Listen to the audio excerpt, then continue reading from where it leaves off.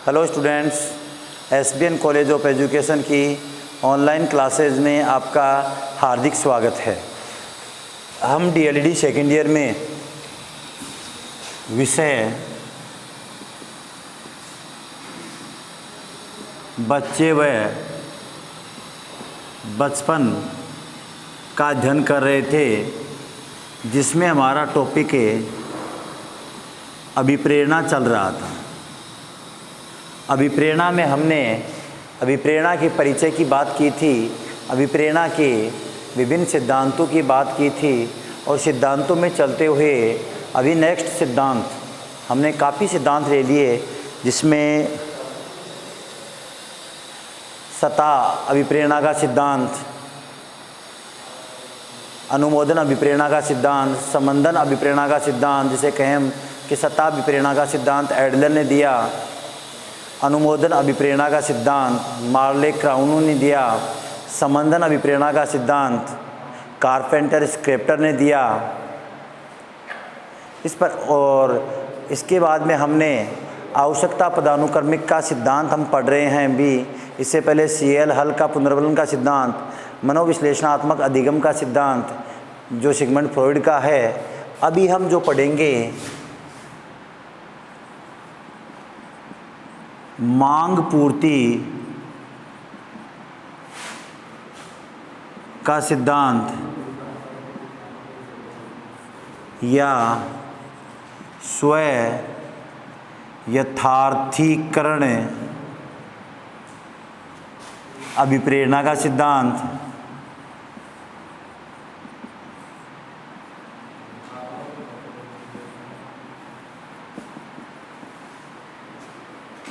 या हम कहें यहाँ पर इस सिद्धांत की बात करें तो स्व यथार्थीकरण, मांग पूर्ति, इसके साथ ही इसके मुख्य सिद्धांत का जो नाम है वो आवश्यकता अवकलन का सिद्धांत है।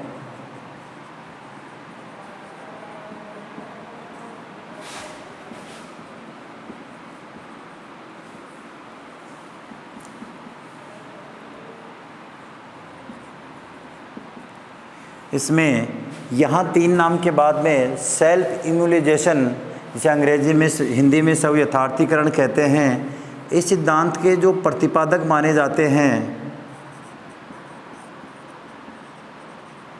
उनका नाम है इब्राहिम मास्लो। इस सिद्धांत को 1954 में इब्राहिम मास्लो ने प्रस्तुत किया था। इब्राहिम मास्लो का मानना है कि यहाँ अगर हमारी बात की जाए कि आवश्यकताएं एक निश्चित क्रम में होती हैं, इसीलिए अवकलन की जगह पदानुक्रम। आवश्यकताएं क्या से होती हैं? एक निश्चित क्रम में होती हैं, एक निश्चित पद के बाद में दूसरे पद और दूसरे पद के बाद में तीसरे पद, यानी आवश्यकताएं एक निश्चित क्रम में व्यक्ति के सामने प्रस्तुत होती हैं और व्यक्ति उन आवश्यकताओं की पूर्ति एक निर्धारित समय में, एक निश्चित समय में कर लेता है। यहाँ अगर हम बात करें कि आवश्यकताएं कैसे प्रस्तुत की जाती हैं, क्या एक व्यक्ति की विभिन्न प्रकार की आवश्यकताएं एक साथ उसके सामने पाई जाती हैं या अलग अलग समय में व्यक्ति के सामने उसकी आवश्यकताएं उत्पन्न होती हैं? वैसे अगर हम सामान्य रूप से देखें तो विभिन्न प्रकार की आवश्यकताएं हैं जो हमारे सामने एक साथ प्रस्तुत न होकर अलग अलग समय में प्रस्तुत की जाती हैं। एक साथ प्रस्तुत न होकर अलग अलग समय में क्या की जाती हैं? प्रस्तुत की जाती हैं। लेकिन इसके साथ ही अगर हम ये देखें, क्या देखें? ये देखें कि एक आवश्यकताएं एक साथ किसके अनुसार अलग अलग समय में?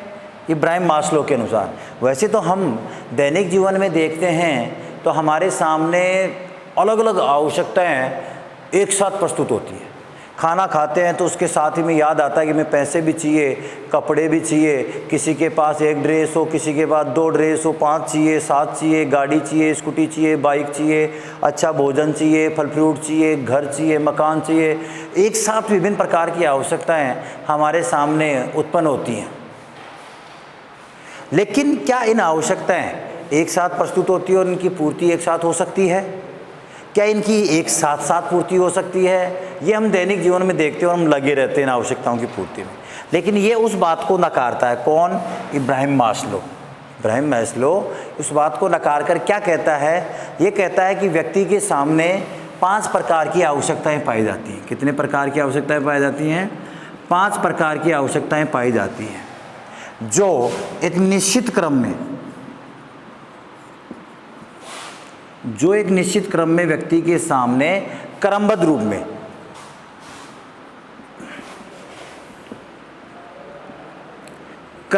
में प्रस्तुत होती हैं। अर्थात इनका कहना है कि एक प्रकार की आवश्यकता उत्पन्न होगी तो ही दूसरे वाली आवश्यकता, एक प्रकार की आवश्यकता उत्पन्न होगी और उसकी पूर्ति होगी तो ही दूसरे वाली आवश्यकता उत्पन्न होगी, और अगर दूसरे वाले की पूर्ति होती है तो तीसरी वाली उत्पन्न होती है, और तीसरी वाली उत्पन्न होती है उससे पहले वाली आवश्यकता अगर पहले आ गई तो पहले 1 नंबर वाली आवश्यकता की पूर्ति करना जरूरी है। अर्थात जो एक निश्चित क्रम बताया है उसमें पूर्व वाली आवश्यकताओं की पूर्ति होगी तो ही नेक्स्ट वाली आवश्यकता व्यक्ति के सामने प्रस्तुति होती है। किसका मानना है? इब्राहिम मास्लो महोदय का यह बात मानना है। अब ये 5 प्रकार की आवश्यकताएं कौन सी हैं, उसमें एक निश्चित क्रम में मानता है। तो हम बात करें नंबर 1, देही के आवश्यकता। नंबर 2, सुरक्षा की आवश्यकता। नंबर 3 नंबर की जो आवश्यकता है वो फ्रेम, या हम अगर उसको अलग रूप में प्रस्तुत करना चाहें, उसे कहना चाहें तो स्नेह कह सकते हैं। स्नेह व संबंधन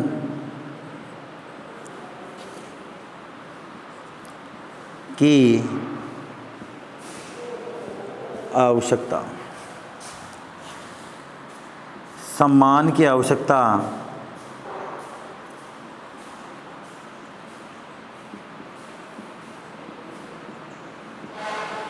और 5वीं आती है आत्मसिद्धि की आवश्यकता।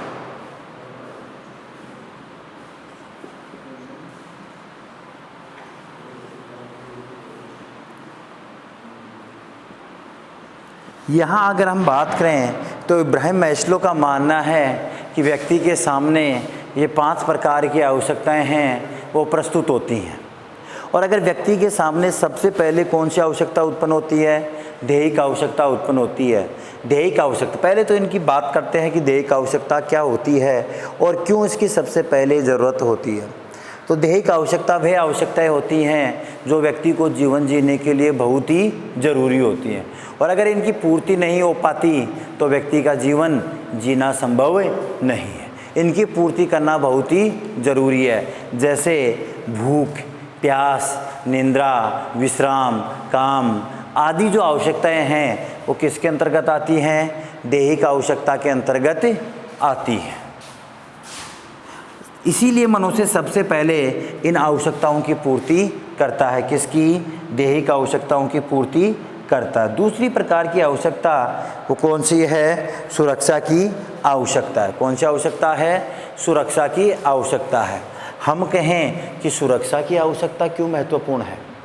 सुरक्षा की आवश्यकता क्यों महत्वपूर्ण है? जब हम खाना पीना, सोना, उठना ये अगर निश्चित रूप से पूर्ण हो जाता है, पेट भर लिया, तो हम चाहते हैं कि हमारे शरीर की सुरक्षा हो।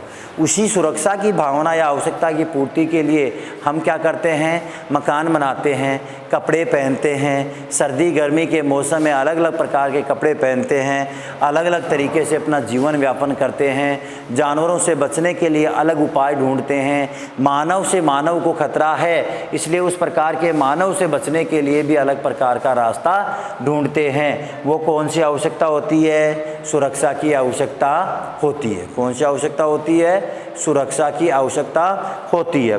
तो इस सुरक्षा की आवश्यकता की पूर्ति कब होगी? जब दैहिक आवश्यकता होगी तो ही सुरक्षा की आवश्यकता की पूर्ति होगी।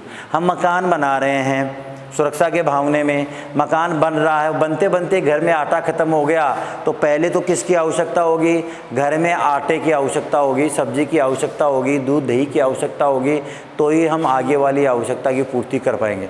बीच में ही सुरक्षा को छोड़कर कहाँ चले जाएंगे?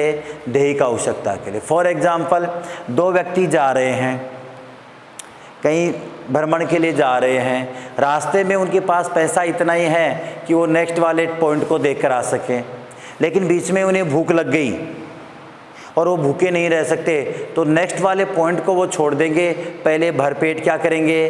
भोजन करेंगे, उसके बाद भी नेक्स्ट टारगेट की पूर्ति की वो सोचेंगे। क्यों? क्योंकि वो सुरक्षा अलग रास्ते पर जा रहे थे, लेकिन बीच में उसकी कौन सी आवश्यकता उत्पन्न हो गई? दैहिक आवश्यकता उत्पन्न हो गई। तो पहले किसकी पूर्ति कर रहे हैं? दैहिक आवश्यकता की पूर्ति कर रहे हैं। इसके बाद में आता है सुरक्षा की, जो मैंने बताया। इसके बाद में स्नेह व संबंधन की। स्नेह संबंध का मतलब होता है प्रेम होना, और जैसे माता का अपने पुत्र के प्रति, पिता का पुत्र के प्रति, भाई बहन का आपस में वो स्नेह है, रिश्ते हैं, भाई बहन, माता पिता, पति पत्नी, ये सब स्नेह की भावना आती है। लेकिन एक चीज़ ध्यान रखना, जब दो पति पत्नी आपस में साथ साथ जा रहे हैं, कहीं भ्रमण पर जा रहे हैं, वॉक में जा रहे हैं सुबह सुबह, और गार्डन में अचानक कोई मारने वाली गाय आ गई या शेर आ गया, तो दोनों एक दूसरे से फास्ट दौड़ते हैं। वो तो सोच रहा है मैं आगे, और वो सोच रही है, महिला सोचती है मैं आगे। कोई भी ये नहीं सोचता कि आगे चला गया, वो पीछे वाले का नहीं सोचता कि ये मेरी पत्नी है तो मैं इसको साथ लेके चलूँ, या मेरा पति है इसको साथ लेके चलूँ। क्यों? क्योंकि वहाँ स्नेह है, जो दिन भर बात होती है, प्रेम करते हैं, वो स्नेह खत्म हो जाता है, वहाँ रिश्ते खत्म हो जाते हैं। क्यों खत्म हो जाते हैं? क्योंकि वो रिश्ते और संबंधन की जो आवश्यकता है, उससे पूर्व कौन सी आवश्यकता होती है? सुरक्षा की। पहले खुद बचेंगे तो ही पत्नी को बचाएंगे, खुद ही नहीं बचेंगे तो पत्नी का बचा के क्या करेंगे? तो रिश्ते तब काम आते हैं जब हम उसकी क्या कर सकें? सुरक्षा कर सकें। तो ये भावनाएं हमेशा, आपने देखा होगा जब पुलिस शॉट मार रही थी कोरोना में, तो पति पत्नी भी जा रहे थे, तो जैसे ही एक के लग रही थी दूसरा ऑटोमेटिक ही दौड़ रहा था, दोनों अलग अलग दिशाओं में दौड़ रहे थे। वो एक ही कारण था, सुरक्षा की भावना, कि पहले अपने आप। तो इब्राहिम मास्लो बहुत ही सटीक बात कहते हैं कि अगर स्नेह व संबंधन की आवश्यकता व्यक्ति के सामने है, कि लोग उससे प्यार करें, उनसे रिश्ते बनाएं, उनसे बैठें बोलें, सब कुछ सामाजिक आवश्यकताएं करें, लेकिन उससे पहले वो अपने आप की क्या चाहता है? सुरक्षा चाहता है। तो तीसरी आवश्यकता की वो कहता है स्नेह व संबंधन की पूर्ति होने के बाद ही क्या होगी? चौथी, सम्मान की आवश्यकता। एक मैं कहता हूँ चौथी आवश्यकता व्यक्ति पूर्ति कर रहा है, सम्मान की आवश्यकता। उसे स्टेज पर खड़ा कर दिया, लेकिन जो नीचे बैठे हैं वो सभी लोग क्या कर रहे हैं? घृणा कर रहे हैं। जैसे हाल ही में चीन का राष्ट्रपति इस समय भारत में आए, और अगर जनता को एकत्रित कर लिया जाए कि आप इसका सम्मान कीजिए, तो वो कैसा सम्मान करेंगे? बहुत बुरा करेंगे। क्यों करेंगे? क्योंकि उस सम्मान की आवश्यकता की पूर्ति तभी हो पाएगी जब यहाँ के लोग उनके साथ रिश्ते हमारे अच्छे हैं और उन्हें स्नेह करते हैं। या वो तो बड़े स्तर की बात, मैं कॉलेज की बात करता हूँ, स्कूल की, या हमने घर की बात करें, हमें कोई सम्मान दिया जा रहा है, और सम्मान हम कहाँ लेना पसंद करेंगे? सबसे पहले तो वहाँ जहाँ हमें ज़्यादातर लोग जानते हों और वो हमारे लिए तालियां बजाएं, नहीं कि सड़े गड़े अंडे सामने से आ रहे हैं और हमें सम्मान दिया जा रहा है, तो हम ऐसे सम्मान की आवश्यकता नहीं मानते। क्यों? क्योंकि हम पहले क्या चाहते हैं? सम्मान तभी चाहेंगे जब सामने बैठे लोग हमारे क्या करें? स्नेह करें, हमें प्रेम करें, हमारे लिए तालियां बजाएं, तभी वो सम्मान की पूर्ति कर व्यक्ति करना चाहेगा। अगर सब घृणा करते हैं, अंडे लेके हाथ में बैठे हैं, सड़े हुए टमाटर लेके बैठे हैं, तो हम उस सम्मान के लिए वहाँ पहुँचेंगे ही नहीं। इसके बाद में सम्मान की आवश्यकता की पूर्ति करने के बाद में अगर हम बात करें, वो है आत्मसिद्धि की आवश्यकता। हम सम्मानित व्यक्ति हैं, जिस स्तर पर हम हैं वहाँ हमारा बहुत अच्छा सम्मान है, उच्च स्तरीय सम्मान है, हर व्यक्ति सम्मान कर रहा है।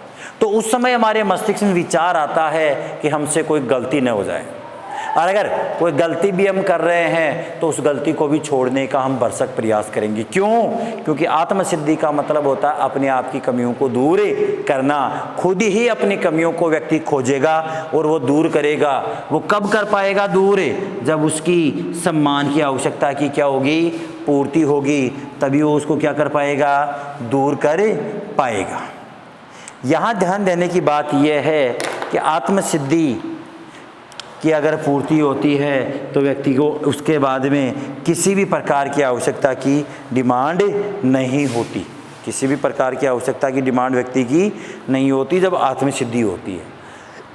अब यहाँ ध्यान देना, ये दो प्रकार की आवश्यकता हैं। ये कैसी आवश्यकता हैं? व्यक्तिगत आवश्यकता है। कैसी आवश्यकता हैं? व्यक्तिगत आवश्यकता है। और ये दो प्रकार की जो आवश्यकताएं हैं ये कैसी हैं? सामाजिक आवश्यकता है। कैसी आवश्यकता है? सामाजिक आवश्यकता है। और ये आवश्यकता है अपनी कमियों को दूर करना और अपने आप को एक सिद्ध व्यक्ति के रूप में प्रस्तुत करना। वो कैसी आवश्यकता है? बौद्धिक आवश्यकता है।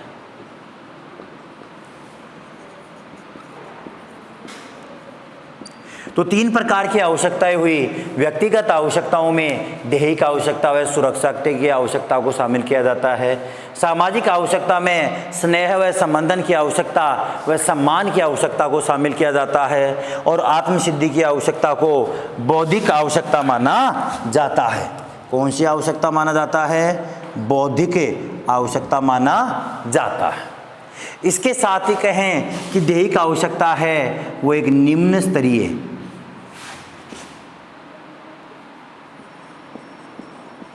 आवश्यकता मानी जाती है। और वहीं ये आत्मसिद्धि की आवश्यकता है वो कैसी आवश्यकता मानी जाती है? उच्च स्तरीय। कैसी आवश्यकता?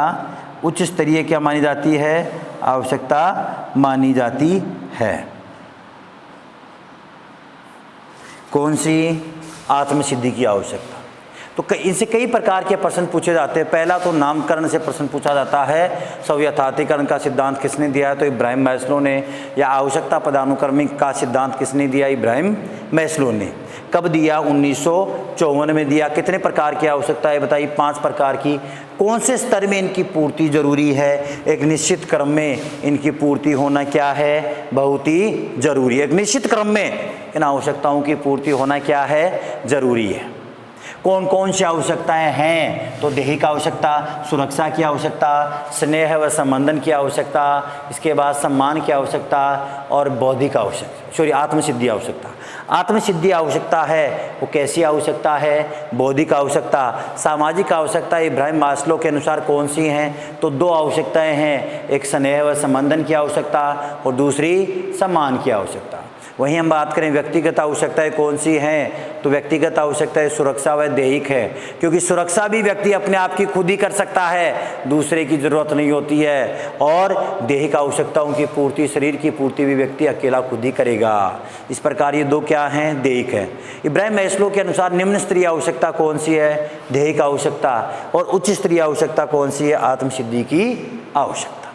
यह है इब्राहिम मास्लो का स्वयथार्थीकरण मांग पूर्ति या सेल्फ इम्यूलाइजेशन का सिद्धांत या आवश्यकता पदानुक्रम का सिद्धांत। इससे कई बार केवीएस में और आरपीएससी के द्वारा विभिन्न प्रकार के प्रश्न पूछे जाते हैं। तो आज का यहीं क्लास खत्म होती है। मिलते हैं नेक्स्ट क्लास में। धन्यवाद।